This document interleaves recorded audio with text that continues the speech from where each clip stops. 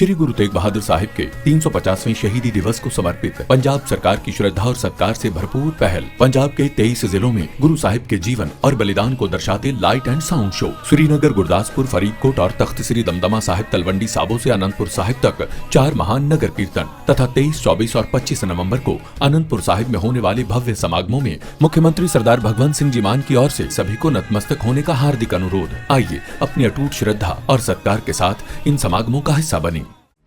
कांग्रेस ने social media पर एक वीडियो शेयर किया है जिसमें मंच के सामने एक सुरक्षा कर्मी बेहोश पड़ा हुआ नजर आ रहा है। एक शख्स उसे उठाने की कोशिश कर रहा है, फिर एक और शख्स वहां पहुंचता है।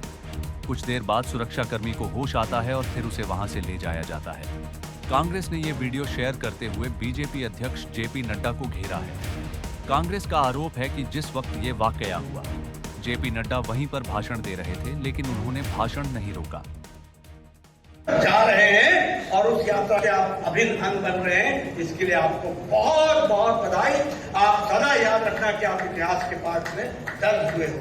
इन्हीं शब्दों के साथ मैं पुनः हमारे आयोजकों को, मनसुख भाई को, उनकी टीम को बहुत बहुत बधाई देता हूं और साथ में आप सब लोगों को इस यात्रा को आगे बढ़ाने के लिए अपनी शुभकामनाएं देता हूं। बहुत बहुत धन्यवाद।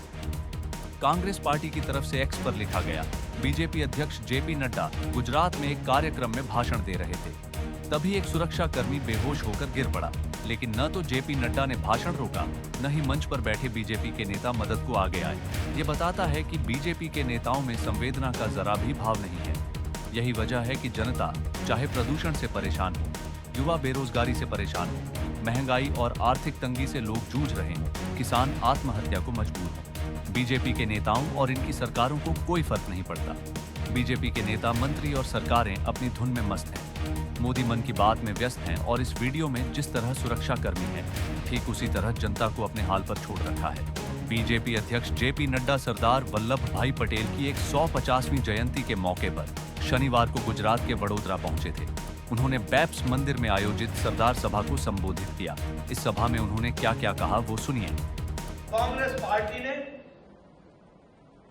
षड्यंत्र से, मेरे शब्द नोट करिएगा, षड्यंत्र से,